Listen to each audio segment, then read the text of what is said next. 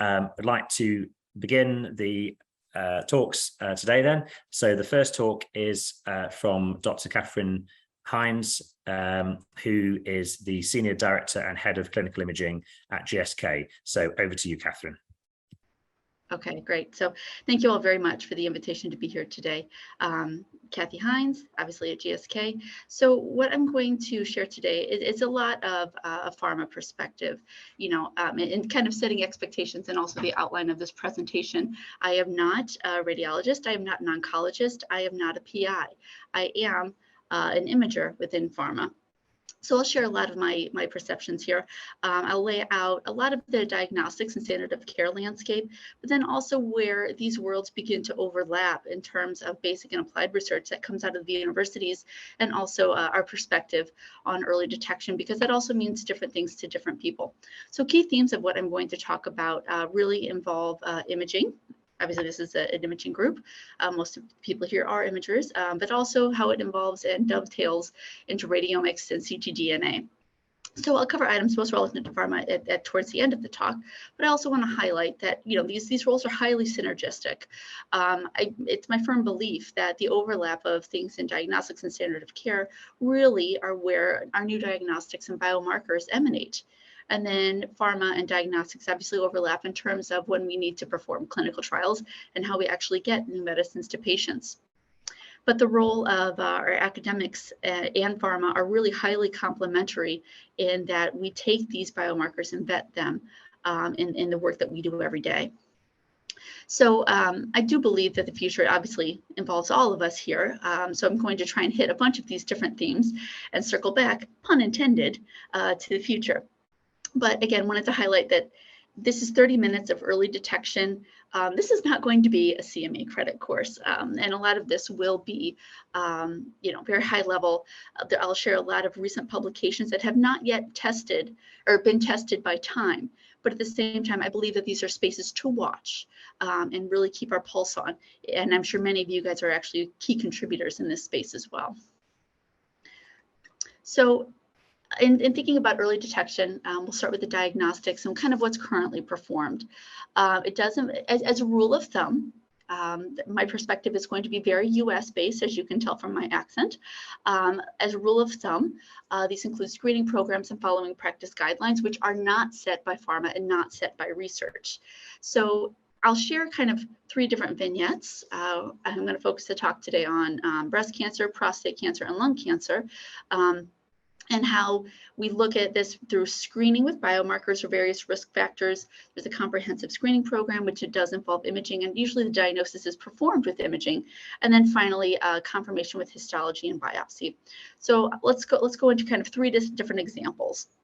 So I cannot provide how early detection is performed for all different cancer types in 30 minutes. So quickly, let's go over lung. A lot of this really is based off of risk factors and biomarkers, and lung is one where the screening is heavily based off of risk factors. There are different screening guidelines, and they do differ. They're always under revision, as a rule of thumb. There's a lot of revision that occurs based off of work that comes out of our research colleagues. And those differences exist, for example, in age criteria. In the US, it is recommended that there's an annual screening by a low-dose chest CT based off of age and risk factors, and quite primarily those risk factors are based off of smoking history. Obviously, other considerations as well, but imaging comes into play to help perform that diagnosis. In the U.S., chest X-ray is not necessarily recommended, but it still can be performed, particularly in low-income areas, low socioeconomic status, because there's been some beautiful publications demonstrating how AI algorithms can still pick up nodules and suspicious areas with AI/ML algorithms. Other modalities really come into play here for looking at metastases, such as through MR or PET based off of the tumor size, looking at risk factors there. There's still bronchoscopy for staging, which is not quite imaging, but then patients go on to confirmation with biopsy, and that's for excision, and that's based off of the imaging findings, particularly whether it's solid or non-solid, and often your PET CT results as well. Then patients go on to treatment, and that does not necessarily, that's not really in scope of today. I wanted to highlight a couple examples of what this looks like. This is a slide from my colleague Jasper van der Aert, who I believe is online, so thank you, Jasper. And a lot of this does involve a wait and see approach. In these examples, we can look at kind of the time course of some of these things that are not always the case, but here's a couple of ones where we have very different timelines, in which case a watch and see is really quite prudent. In the top example, we have a pure ground glass nodule, and at 15 months later, in the middle one on the top, there's a subtle increase in opacity, and then eventually 2 years later, there is a part solid nodule, which was revealed to be an adenocarcinoma. In the bottom example, however, we have a non-solid nodule in the left upper lobe at baseline, and then 2 years later, it remained non-solid, and then finally 9 years later, it was revealed to be an invasive adenocarcinoma. So this is the value of a lot of the screening programs in catching these things and getting access, or catching these nodules and detecting them early so that the patient has better prognosis. And there's been a lot of evidence that, you know, the more screening, obviously you'll catch it earlier and you have better outcomes. You will have more incidental pulmonary nodules detected, but the risks kind of outweigh the benefits, or the benefits, sorry, outweigh the risks there. Switching gears, prostate has been covered very extensively yesterday, so I'm going to go over this one quickly. But this is a great example where instead of looking at risk factors as well, you'll look more at other biomarkers in addition.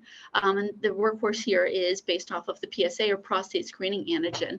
And this is where individuals are enrolled based off of life expectancy and average risk factors. That's part of, at least in the US, a clinical workup. It's part of a well check. There are many, like any other biomarker, like the PSA, there's different iterations. And in the US, 3 of them are FDA approved. You have your prostate-specific antigen test, your Pro-PSA as part of the Prostate Health Index, and as well as the urine PCA3 tests. Imaging comes into play here because often you can go straight to biopsy and skip other tests. You can have other you can have repeat PSA tests done, but we'll go in the next slide on what the clinical workup looks like there. Then there's also bone scan for staging. And then finally, there's confirmation with biopsy and histology, and to confirm the absence or presence of cancer, and staging, but again, a bit more out of scope. So let's talk about what the clinical workup here looks like for screening. Transrectal ultrasound and multiparametric MRI tend to be your workhorses here. Both of these can be used to guide or identify the biopsy site or identify other suspicious areas. On ultrasound, you can look at, again, if you needed to look at PSA density, but at least for your MR, your workup includes a T1 and a T2 weighted, a dynamic and a diffusion weighted, and all of those fold into your PI-RADS score. And this is the standardized interpretation and reporting of prostate MRI. Again, there's a heavy predominance of this in the US. I do want to take a moment again, it's probably been covered very extensively by others, or will be shortly, for PSMA PET. This is one that has been a bit of a groundbreaking development. There is fluciclovine already approved, but it's, as I can see from these publications that came out fairly recently, PSMA has been more sensitive in detecting early cancer. And you would say, why aren't we just going to use PSMA for everything?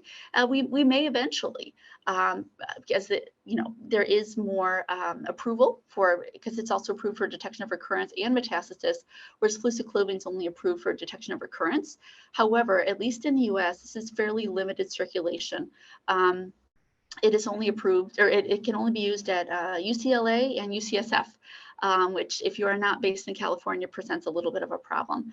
So I do expect the access to improve, and this will be a more standard occurrence. Then finally, let's talk about our last vignette on breast. This kind of goes back into the risk factors screening. So Just like here, there's lots of various different guidelines, particularly in the US. They vary heavily based on age, and frequency is related to the risk to get a mammogram. But that risk factor is really based off of, yes, still gender, age, and have a lot of family history and genetic risks. In the US, the recommendation is to have annual mammograms beginning at 40, and they can decrease in frequency with age. And those guidelines differ upon which you will start decreasing that frequency, typically around 50 or 55 or maybe even 60.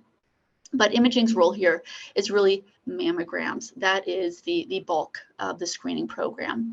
There are varying other modalities can come into play for dense breasts or certain high-risk patients. There's been some published results suggesting that MRI and mammogram performs equally as well as mammogram alone, because MRI can be brought in for high-risk patients. But there was a really nice publication that came out recently, and again, very, very recent, so it's a space to watch, demonstrating that MRI and mammogram performed equally as well as mammogram alone for atypical ductal or lobular hyperplasia. So that study suggests that breast MRI may not be that useful in screening with certain types of high-risk lesions, but we will wait and see how that turns out. Breast ultrasound can still be used successfully by trained nurses and clinicians to detect lesions, particularly in low-income areas where radiologists tend to be a little more scarce. And that's actually quite analogous to the lung condition, still using a chest X-ray. And there's also been some updates here in terms of FDG PET. In addition, with DCE MRI, there's a recent publication that came out that suggested the wash-in time of contrast-enhanced MR can be a predictive biomarker to treatment. This was done in HER2-positive tumors in response to neoadjuvant chemotherapy. So that's actually quite exciting as well, because we're going to touch on a lot of other types of early detection shortly. But here, at least in the US, you'll use your BioRads reporting system for looking at standardized terminology for breast imaging findings.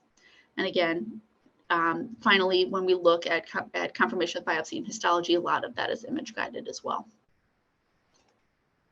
So I wanted to kind of mention now a couple disruptors in the breast landscape, because we also want to talk about what the future looks like for the early detection. So this paper came kind of splashed throughout lots of headlines, even outside of imaging journals. A couple of years ago, this was a paper actually published by Google on evaluating and detecting breast lesions with an AI system. The authors claim that this can assist in reducing false positives and negatives for breast cancer identification, and at least in the US, it would benefit reducing second reader time. Now, there are still cases where the algorithm picked up lesions that the radiologist did not, and the converse was also true as well. But I want to highlight this because it's an emerging field. We will continue to see more publications here, and it's also been reported using a similar algorithm for breast ultrasound as well. But in general, though, if we look at what has currently been approved for either software as a medical device or 510(k) submissions using AI, using AI, about 70% of those remain with radiology applications. And if you go to the FDA's website on approved medical devices utilizing AI/ML, about 350 of them exist, and again, mostly in radiology. So speaking of other disruptors, one I want to talk about in general for early detection, I would say fibroblast-associated protein imaging, aka FAPI, with PET. This has been a space, at least that I have watched, and I think it's very exciting because the publication, there's been a number of publications that have come out fairly recently, and they're predominantly on characterization and early detection of many different cancer types. One of these, I think it was in like 28 different types of cancer. There's starting to be some head-to-head comparisons compared to FTG. So there's not really been much so far.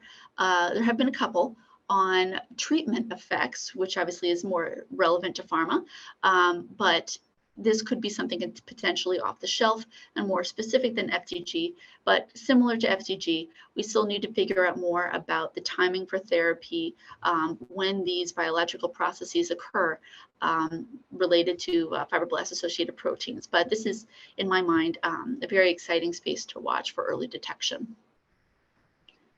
So now let's switch gears a little bit to early response. I'm putting my pharma hat on now. Obviously, early detection is critical. And in a pharma realm, we also need to fail fast. So if a drug is not going to work, we need to discontinue it and put our resources towards another program that will succeed and will have an impact for patients. And so what I wanted to highlight with this slide is a little bit of an overview here on our evaluation of early response in pharma. There's kind of different classes of regulatory endpoints. You can look, but the most commonly used class is really looking at tumor response as a surrogate for patient survival. Another class is where you look at overall survival or the outcome of the patient as a whole. So what I want to demonstrate here is, yes, there are a lot of different criterion here. And the point is that they evolve when new treatments come out. The advent of immune checkpoint inhibitors and IO therapies have required these guidelines and these response criteria to be reevaluated, and that's why we have so many different ones. I've taken the ones that are most commonly used and put them in italics, looking at primary endpoints, which was the successor of RECIST for RECIST 1.1, and then iRECIST is used heavily for, which is the standard for IO trials. And then again, just highlighting that as our treatments develop, we have items such as iTRECIST, which is the response for intratumoral immunotherapy.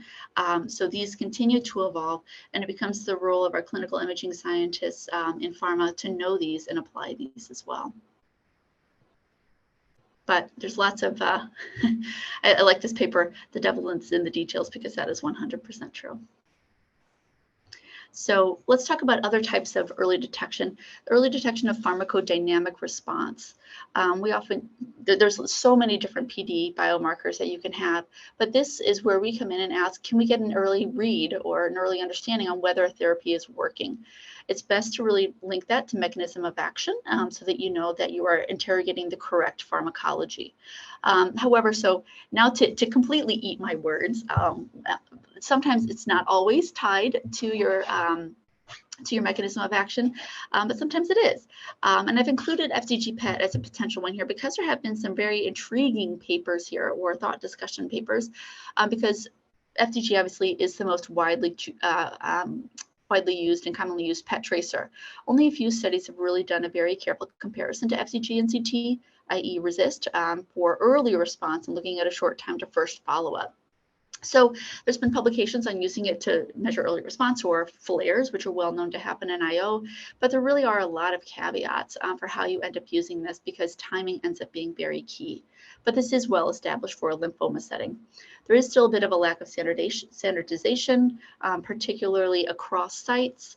And it's not specific, but again, you still have papers like these that are very compelling, where you can predict response to therapy after 1 month of Nivo therapy in advanced melanoma, which is one of the hottest tumors. So very intriguing, thought-provoking papers that come out of this space. And taking that a little farther, actually, looking at the early prediction of response, not only just response, this is where pharma and research begin to collide, and you get really fascinating papers like this. So this study did use FDG PET, but the patients were stratified, well, stratified is not the right word, sorry.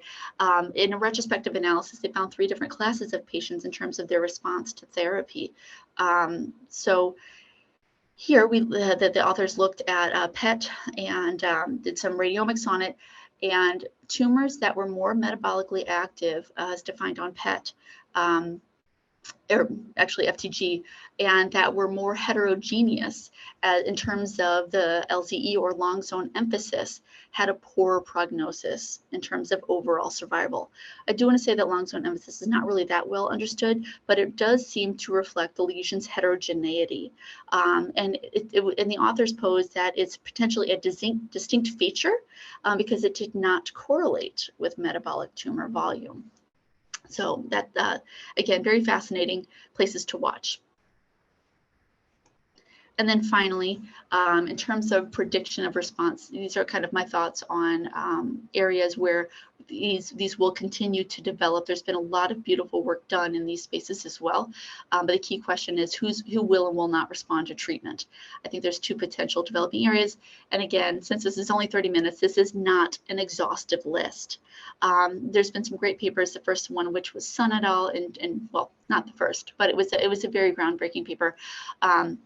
Looking at a CD8 signature to predict the immune response and thus the response to immunotherapy. So what's interesting here is this is actually a signature that mimicked a surrogate, and they pulled together contrast-enhanced CT and RNA sequencing and predictive response at 3 months and 6 months compared to those with progressive or stable disease. Just this year, the Jerkel paper came out from Columbia, and this was a bit more of an imaging-only evaluation where they looked at tumor size and density and shape at baseline and 3 months to estimate the overall survival. There were kind of two different classes of their signature that emerged, again, looking at kind of tumor properties in terms of growth and volume, but then the other pieces of their signature really were related to tumor spatial heterogeneity and texture.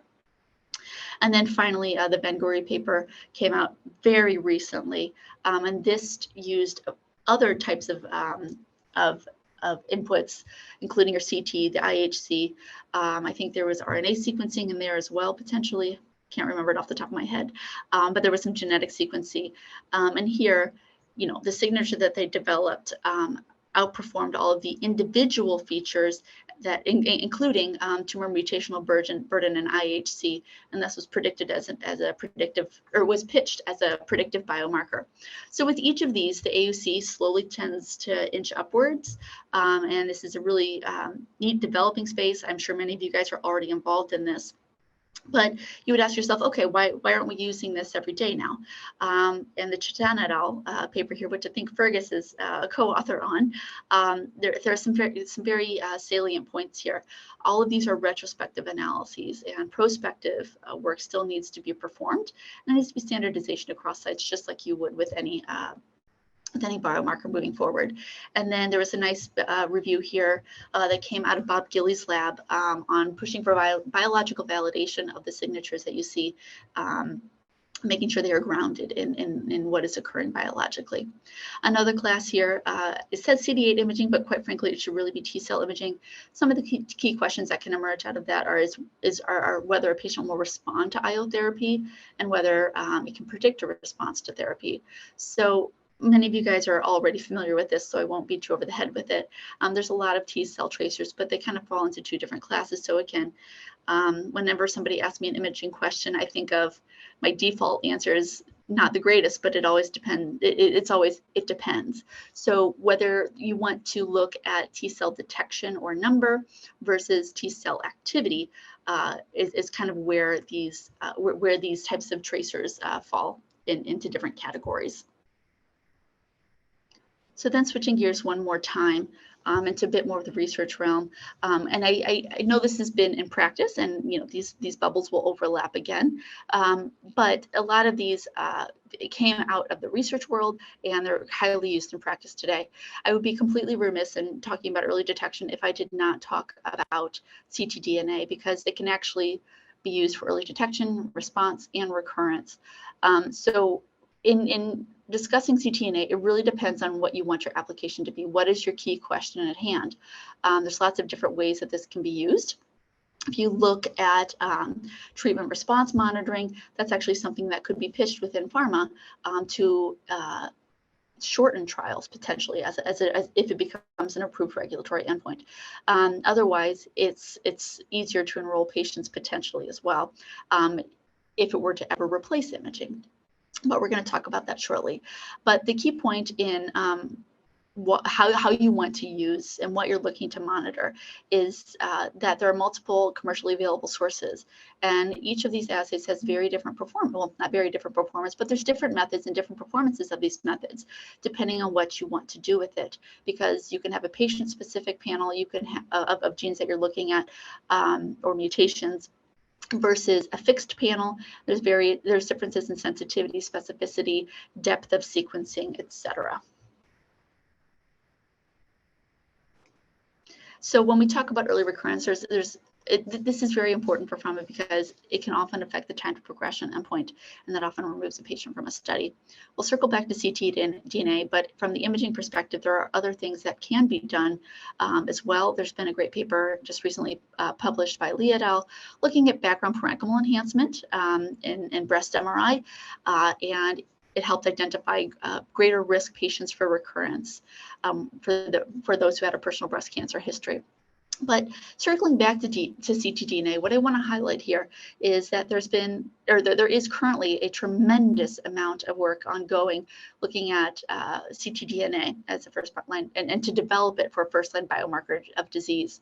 If you do a search on clinicaltrials.gov looking at ctDNA in oncology, there's over 770 actually ongoing trials. So I'm just going to share 3 vignettes here on how this is being used. So the first is an AstraZeneca example of the ADARA trial. Here, there is still a role of imaging because the primary endpoint is disease-free survival, and that's measured by CT usually. There's a lot of exploratory endpoints.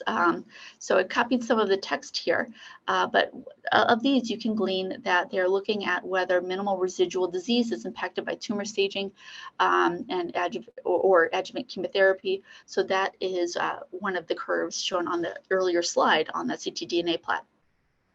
And then there's also assessing the dynamics of the circulating ctDNA, we're assuming, looking at disease recurrence. And then finally, the prognostic value of ctDNA using baseline tumor samples. So they're really going for not all, but 3 heavy pieces here on how to use ctDNA. And so that is actually going to be a fascinating trial to watch. Another one is the MERMAID trial. This is also looking at minimal residual disease. And so watching that decline. But the beauty here, and I copied this text directly from the source I have in the link, is that it could allow for treatment intensification on those who are minimal residual disease positive and not overtreat minimal residual disease negative patients. So here, the primary endpoint is disease-free survival in the minimal residual disease positive group.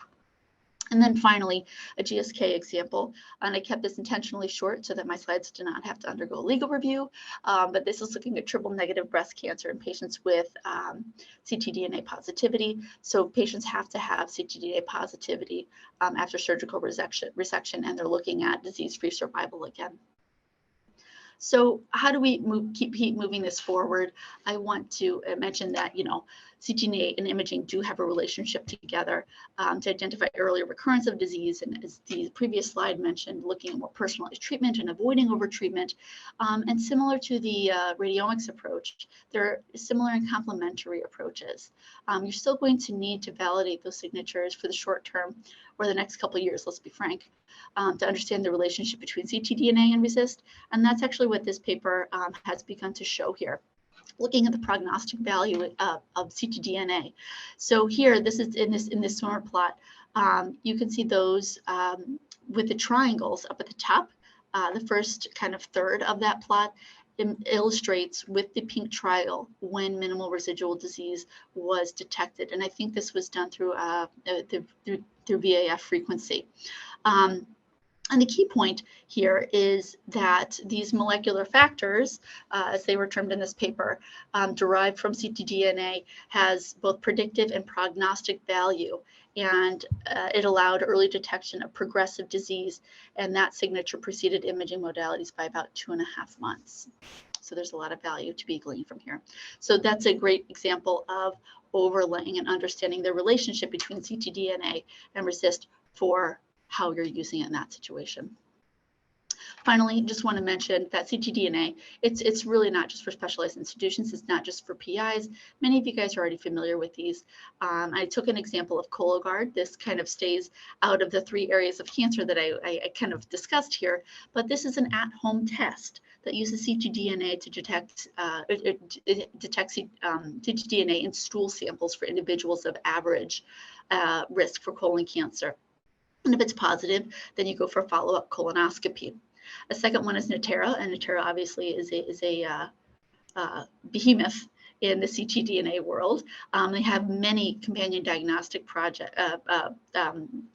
many companion diagnostics already approved, but again, sticking here for early detection, it is used for and improved for minimal residual disease detection in several specific types of cancer. And again, kind of touching on how you use it ends up being different. This uses a patient-specific panel rather than a fixed panel of genes. That's something in Cologuard. So final thoughts. I stole this imagery from Dan Sodikson at NYU. A lot of us in the imaging realm, we may think, oh my goodness, ctDNA might replace us. No, it's not. It's not us versus them, but really if you harness them together, they're incredibly powerful in uniting our common goal of either early detection or early treatment and really getting medicines to patients. So the future of the early detection, final thoughts are really just like whenever anybody asks me anything about imaging is specific, it depends, you know, but it depends on whether you're talking about it from the patient perspective, the development of new medicines perspective, or the development of new biomarkers. So this is really a cycle that continues. So these emerging biomarkers really, such as ctDNA and radiomics, really come out through our academic colleagues.